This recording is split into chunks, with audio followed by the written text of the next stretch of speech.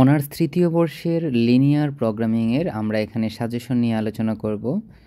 So linear programming হচ্ছে honours তৃতীয় বর্ষের খুবই কমপ্লিকেটেড একটা সাবজেক্ট। এই সাবজেক্টে সাধারণত ম্যাক্সিমাম শিক্ষার্থীরা ফেল করে থাকে লিনিয়ার এবং নিউমেরিক্যাল অ্যানালাইসিসে। তো সাজেশনে যাওয়ার পূর্বে আমি কয়েকটা কথা একটু বলে নিচ্ছি। দেখেন, লিনিয়ার প্রোগ্রামিং এই সাবজেক্টে যদি আপনি ভালো করতে চান, লিনিয়ার প্রোগ্রামিংয়ে যদি আপনি ভালো করতে চান, তাহলে আপনাকে অবশ্যই নিয়মগুলো ভালো করে বুঝতে হবে। আপনি যদি চিন্তা করেন যে আপনি 5টা প্রশ্ন পড়বেন, 10টা প্রশ্ন পড়বেন আর আপনি ভালো একটা রেজাল্ট করে ফেলবেন, তাহলে সেটা কিন্তু হবে না, কারণ এটা আসলে পসিবল না। লিনিয়ার প্রোগ্রামিং এবং নিউমেরিক্যাল অ্যানালাইসিস এই দুইটাতে আপনাকে ডেফিনেটলি নিয়মগুলোকে ফোকাস করতে হবে। সো এখানে আমি অনেকগুলো প্রশ্ন দিয়েছি, বাট এইগুলোর মধ্যেও আপনাকে নিয়মগুলো যদি আপনি ঠিকঠাকভাবে জানেন, তাহলে যে কোনো প্রবলেম আপনি প্রপারলি সলভ করে ফেলতে পারবেন। তো এখানে আমরা কিছু কোয়েশ্চেন আমরা এখানে একটু দেখব, যেগুলো বেশি গুরুত্বপূর্ণ, এগুলোকে আমি একটু হাইলাইট করে দেওয়ার চেষ্টা করব। সো প্রথমত হচ্ছে আমরা একটু দেখব এখান থেকে। তো প্রথমত এই যে 1 নং প্রশ্ন, যে r⁴n অধি সমতল একটা convex set, most important for 4 marks. তারপরে সসীম সংখ্যক উত্তল সেটের ছেদ একটি উত্তল সেট, খুবই গুরুত্বপূর্ণ। আচ্ছা, তারপর এই যে দেখেন 4 নম্বর প্রশ্ন এবং 5 নম্বর প্রশ্ন, 4 এবং 6, এখানে 5 নাই, 3 নাই, কারণ এগুলো দুইবার হয়ে গেছিলো, তাই এগুলোকে বাদ দিয়ে দিয়েছি। দেখেন এই 4 এবং 6 এই দুইটা থেকে আপনারা একটা তো 100% পাবেন, ভাগ্য ভালো থাকলে আপনারা দুইটাই কিন্তু পেয়ে যেতে পারেন, এবং এগুলো সাধারণত 10 মার্কসের জন্য গুরুত্বপূর্ণ। এইটা 4 মার্কস এবং এটা হচ্ছে 10 মার্কস, আর হচ্ছে 7। তাহলে এখানে দেখেন পাশাপাশি আরও কিছু কোয়েশ্চেন আছে, তার মধ্যে এই যে 4 এবং 6 মোস্ট ইম্পর্ট্যান্ট, কোনোভাবেই এগুলোকে স্কিপ করা যাবে না, স্কিপ করার কোনো সুযোগ নাই। তারপর আসেন এখানে আপনার এখানে আরও 3টে কোয়েশ্চেন আমরা দেখতে পাচ্ছি, যেমন হচ্ছে এই যে 8, 10, 11, এই 3টা থেকে আপনারা 1 থেকে 2টা প্রশ্ন পেয়ে যাবেন। তো লিনিয়ার প্রোগ্রামিং মানে এই কনভেক্স সেট থেকে আপনারা 3 থেকে 4টি প্রশ্ন পরীক্ষাতে পাবেন, যেখান থেকে অলমোস্ট 25 থেকে 30 মার্কস পাবেন শুধু একটা সিঙ্গেল চ্যাপ্টার থেকে।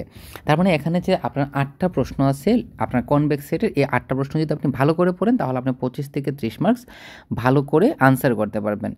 আচ্ছা, এখন এখানে আসেন, আপনার এই যে 11 নং কোয়েশ্চেন, দেখেন 11 নম্বর এবং 12 নম্বর এই দুইটা থেকে বা একটা 100% আসবে, এবং এগুলো হচ্ছে 10 মার্ক।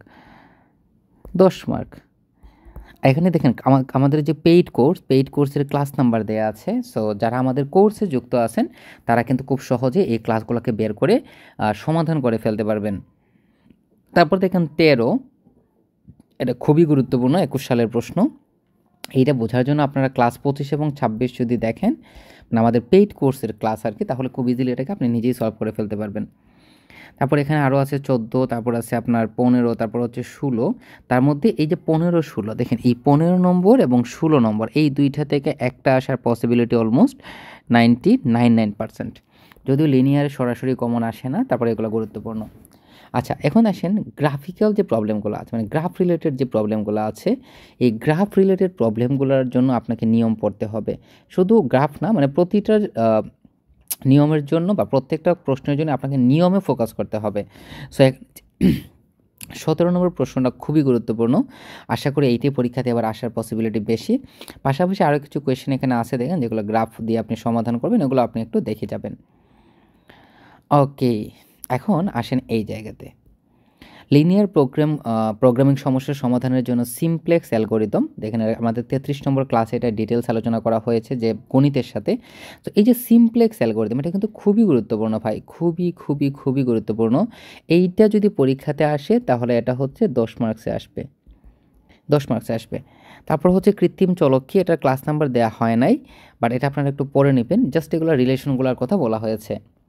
তারপর দেখেন এখানে একটু লক্ষ্য করে, এখানে দেখেন কোনো কিছু মেনশন করা হয় নাই যে আপনি এখানে সিমপ্লেক্স মেথডের সাহায্যে সমাধান করবেন, নাকি ডুয়াল সিমপ্লেক্স মেথডের সাহায্যে সমাধান করবেন, নাকি সিমপ্লেক্স মেথড 2 এর সাহায্যে সমাধান করবেন। কিছুই কিন্তু মেনশন করা হয় নাই।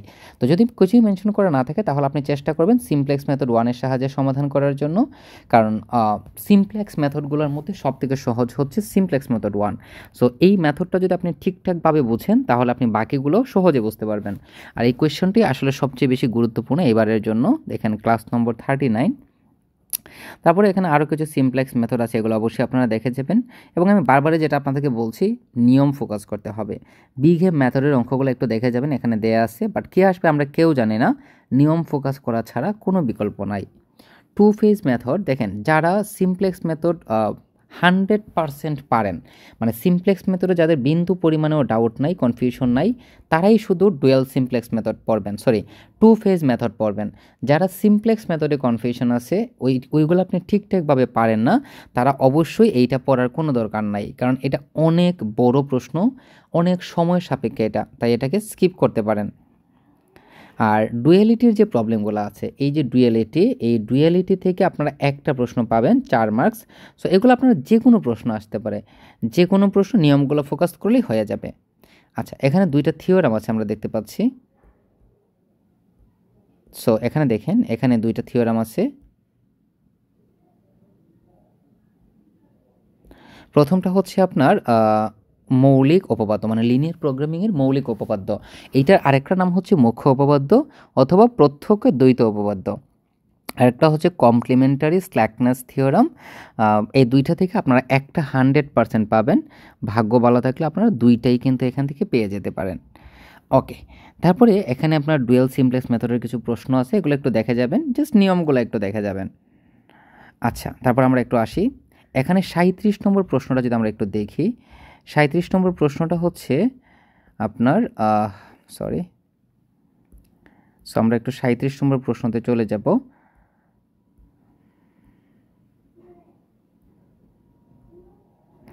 দেখেন এই 37 নম্বর প্রশ্নটা হচ্ছে আপনার সংবেদনশীলতা বিশ্লেষণ এই চ্যাপ্টারের। সো এই সবগুলো কোয়েশন কিন্তু সেম প্যাটার্নের, তবে এখানে আপনার এরকম একটা দেয়া থাকবে যে চাহিদা ভেক্টর এত থেকে এততে পরিবর্তনের যে প্রভাব এটা বর্ণনা করো, এবং এত থেকে এত পরিবর্তনের যে প্রভাব বর্ণনা করো, এই টাইপের একটা কনসেপ্ট এখানে অতিরিক্ত হিসেবে থাকবে, যেটা আপনাকে সমাধান করতে হবে। সো আপনি যদি এই প্রবলেমটা ভালো করে পারেন, দেখেন এটা হচ্ছে 62 নম্বর ক্লাস, তাহলে আপনি পরবর্তী যেগুলো আছে আপনার 38, 39, 40 এগুলো আপনি অবশ্যই 39 পারবেন। এখন আসেন আপনার লক্ষ্য করেন এখানে কি আছে আমাদের, এখানে আছে অ্যাসাইনমেন্ট প্রবলেম সমস্যা সমাধানে হাঙ্গেরিয়ান মেথড। এখন দেখেন আপনার ট্রান্সপোর্টেশন প্রবলেম এবং অ্যাসাইনমেন্ট প্রবলেম, এই দুইটা প্রবলেম থেকে সাধারণত প্রতি বছর 2টা প্রশ্ন এসে থাকে। যদি আপনার অ্যাসাইনমেন্ট প্রবলেম থেকে আপনার এই থিওরাম চলে আসে তাহলে কোনো ম্যাথ আসবে না, মানে আসার পসিবিলিটি কম। আর যদি ম্যাথ না আসে তাহলে হচ্ছে থিওরাম আসবে, মানে থিওরাম আসলে ম্যাথ আসবে না, ম্যাথ না আসলে থিওরাম আসবে, মানে একটা আসার পসিবিলিটি আছে। সো এটা খুবই গুরুত্বপূর্ণ আপনাদের জন্য, এটা 4 মার্কসের জন্য আসতে পারে, আবার 10 মার্কসের জন্য আসতে পারে। তারপরে এখানে কিছু প্রশ্ন আছে, দেখেন অ্যাসাইনমেন্ট প্রবলেমের আমি এখানে একটা প্রশ্নই দিয়েছি, 41 নম্বর প্রশ্ন, এটা অবশ্যই পড়বেন, খুবই গুরুত্বপূর্ণ। তারপর দেখেন আপনার নর্থ ওয়েস্ট কর্নার পদ্ধতিতে কোনো একটা ট্রান্সপোর্টেশন প্রবলেমের ইনিশিয়াল বেসিক ফিজিবল সলিউশন বের করার যে ধাপসমূহ, এইটা সাধারণত 4 মার্কসে আসতে পারে, 10 মার্কসে আসতে পারে। আমাদের 54 নম্বর ক্লাসে এটা আলোচনা করা হয়েছে। এইটাও সেম বিষয়, যদি নর্থ ওয়েস্ট কর্নার মেথড থেকে কোনো গাণিতিক সমস্যা আসে তাহলে এই থিওরাম আসার পসিবিলিটি কম, বাট যদি থিওরাম না আসে তাহলে গাণিতিক প্রবলেম আসার পসিবিলিটি বেশি, মানে একটা আসলে আরেকটা আসবে না, এরকম আর কি। আচ্ছা, তারপর দেখেন এখানে দেখেন পরিবহন সমস্যার সমাধানের পদ্ধতির মধ্যে তোমার নিকট মানে উত্তম কোনটা, এই উত্তম কোনটা যদি বলে আপনি নর্থ ওয়েস্ট কর্নার মেথডের সাহায্যে সমাধান করবেন, তখন আপনি ক্লাস নাম্বার 54কে ফলো করতে পারেন, কারণ এইটা দ্বারা সহজে আমরা একটা ট্রান্সপোর্টেশন প্রবলেম সমাধান করতে পারি। সো এখানে ট্রান্সপোর্টেশন প্রবলেমের কিছু সমস্যা দেওয়া আছে, যেমন এখানে আপনার 44, তারপর 45, এগুলো প্রতিটা গুরুত্বপূর্ণ, কোনোটাকে স্কিপ করার সুযোগ নাই। তারপর আছে এখানে আপনার 46, 47, এগুলো একটু দেখে যাবেন। আর স্ট্যান্ডার্ড ফর্ম বা প্রমাণ আকার লিনিয়ার প্রোগ্রামিংয়ের একেবারে প্রাণ বলা যায় এটাকে। মানে আপনি যদি প্রমাণ আকার না পারেন তাহলে লিনিয়ার প্রোগ্রামিংয়ের অলমোস্ট আপনি 70-80% প্রবলেমে আপনি সলভ করতে পারবেন না। সো আপনার জন্য খুবই গুরুত্বপূর্ণ হচ্ছে প্রমাণ আকার। আপনাকে এই স্ট্যান্ডার্ড ফর্মটা খুবই গুরুত্ব সহকারে পড়তে হবে, খুবই গুরুত্ব সহকারে পড়তে হবে, এবং স্ট্যান্ডার্ড ফর্ম থেকে আপনারা মিনিমাম 2টা প্রশ্ন পাবেন। এইগুলা জাস্ট নিয়মগুলো দেখবেন। আর যদি আপনি স্ট্যান্ডার্ড ফর্ম না পারেন তাহলে অবশ্যই আপনি এর পরবর্তী যেগুলো আছে simplex method 2, big M method, 2 phase method, dual simplex method, তারপর হচ্ছে সেন্সিবিলিটি অ্যানালাইসিস, এই কোনো ধরনের প্রবলেমে কিন্তু আপনি সলভ করতে পারবেন না। আর এই টাইপের প্রবলেমের মধ্যে আপনার ক্যানোনিক্যাল ফর্ম আছে, ক্যানোনিক্যাল ফর্ম থেকে একটা আসবে, আর নর্মাল স্ট্যান্ডার্ড ফর্ম থেকে একটা আসবে।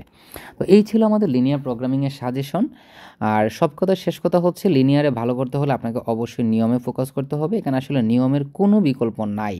সর্বশেষ, আপনারা যারা এখনও প্রস্তুতি নিতে পারেননি, আমাদের কোর্সে ভর্তি হতে চাচ্ছেন, তারা এখানে যে নাম্বার দেওয়া আছে এই নাম্বারে যোগাযোগ করবেন, অথবা আমাদের যে ফেসবুক পেজ আছে সেখানে যোগাযোগ করতে পারেন। ধন্যবাদ সবাইকে।